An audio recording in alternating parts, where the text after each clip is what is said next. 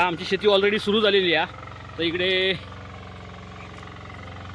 पप्पा चिखल करून घेतात. ॲक्च्युली तास आहे हो, मारतात तो तास. ह्याच्यानंतर चिखल. ॲक्च्युली 4 प्रकार असतात. पहिली उकळ.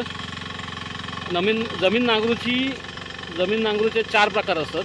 पहिली उकळ, नंतर दूड, नंतर तास आणि नंतर चिखल.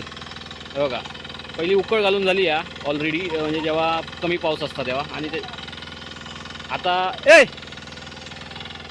आणि त्याच्यानंतर मग दूध घातल्याने ती साधारण पाऊस पडल्यावर घालूची असतात. त्याच्यानंतर मग चिखल, म्हणजे आपण लावणी करतो तेव्हा तास आणि चिखल एका वेळेतच घालूची लागता. तर हे बघा, आता ही तास चालू आहे आणि त्याच्यानंतर मग चिखल घालतले. इकडे भाऊ मेरा काढता. सध्या कोकणात पाऊस खूप कमी असा, त्यामुळे थोडं जेव्हा पाऊस लागता त्याच्यात शेती पूर्ण करूचो प्रयत्न चालू आहे कोकणातल्या माणसांचो. तर आम्ही पण ताच करतो. जसं रात्रीची वगैरे सर जेव्हा पावसाची येता आणि सकाळी थोडाफार पाणी शिल्लक असता, जमिनीत शिल्लक राहता, तेव्हा आम्ही नांगरून आणि भात लावतो प्रयत्न करतो. हे बघा, इकडे चिखल झालेलो हा. मग वाटता या कोपऱ्याची चिखल पप्पाने करून घेतल्याने या. आणि कंटिन्यूस असं पाऊस नाही बघा, ऊन लागतं आता साधारण. आणि ह्या जा पाणी इला या कोपऱ्यात, काल रात्री सर इलेली, तर त्यामुळे ह्या कोपऱ्यात पाणी इला आणि बाकी ठिकाणी पण पाणी थोडाफार साचून राहिला. तर अशा पद्धतीने शेती चालू असा कोकणातल्या लोकांची. सध्या 20 तारीख दिल्याने असा पावसाची. तर बघू, तोपर्यंत आमची जवळजवळ 80% शेती झालेली असा. फक्त भावाची रवलेली असा 50%. तर चला, आता मी तरव आणूक जाते.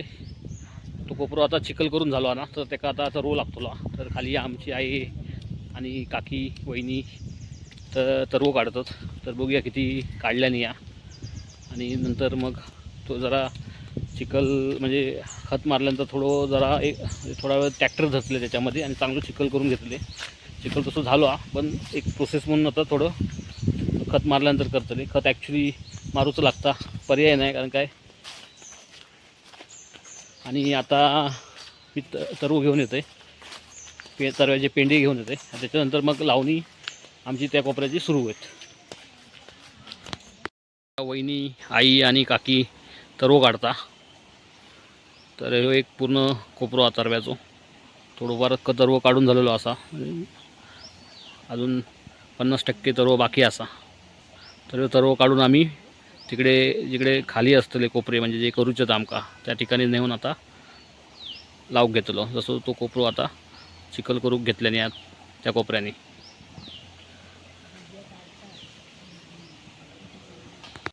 का मासे दाखवते, माशाची पोरा दाखवते बघा. झूम करून मी दाखवतो प्रयत्न करते, दिसतात काय बघा.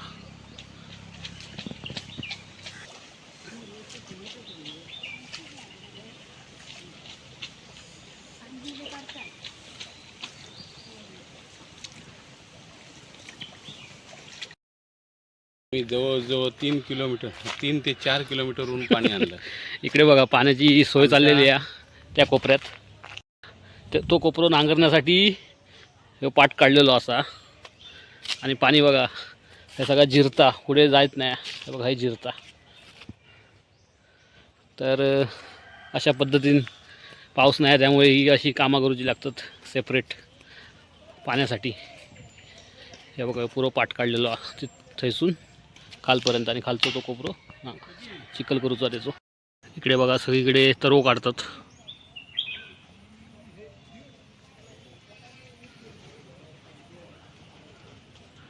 शेतीची सगळीकडे कामं चालू झाली आहेत. पाऊस नाही तरी पण ॲडजस्ट करतात पाणी इकडून तिकडून आणून. हे बघा, तर आम्ही पण पाणी बघा हिसून तिकडे नेलो खालच्या कोपऱ्याने. आमच्याच गावातील जुनी लोक त्यांनी आज आमका एक सजेशन दिल्याने, जर शेतातील जो पाट असतो त्याच्यामधून जर पाणी दुसऱ्या शेतात जात नसतात, तर पाणी काहीतरी मुरत असतात त्या पाटात वगैरे, म्हणजे नवीन पाट असतं आपण जो मारलेलो त्याच्यात जर पाणी मुरत असतात, ऑफकोर्स मुरणारच, नवीन पाट असता म्हणून. तर त्या पाटात आपण शेणाचा शेण असं एका पाण्यात मिसळून ते टाकून घ्यायचा, म्हणजे पुऱ्या पाटात वगैरे. त्यामुळे काय होता, जर कधी पाणी मुरत असतात तर त्याचा तो पॅच बसता. थोडक्यात काय तर प्लॅस्टर किंवा ह्या होऊन बसता, म्हणजे लिकेज थांबता, लिकेज पूर्ण हे होऊन जाता, बंद होऊन जाता. तर अशी एक आयडिया आमका जुन्या माणसांनी सांगितल्यानी आज संध्याकाळीच. तर ती प्रोसेस आम्ही आता ट्राय करतो. तर चला, हे बघा, हे आमच्या नातदादाच्या ढोरांचा असा. तर आम्ही हैसूनच घेतो आता त्यांना टाकल्यानंतर काही, कारण काय आम्ही आता वाड्यात जायत नाही हो. काय काय बैल मारकुटे आहेत त्यामुळे. घे ना व्यवस्थित, हे कर, घे, अजून घे, घे जरा चांगला घे.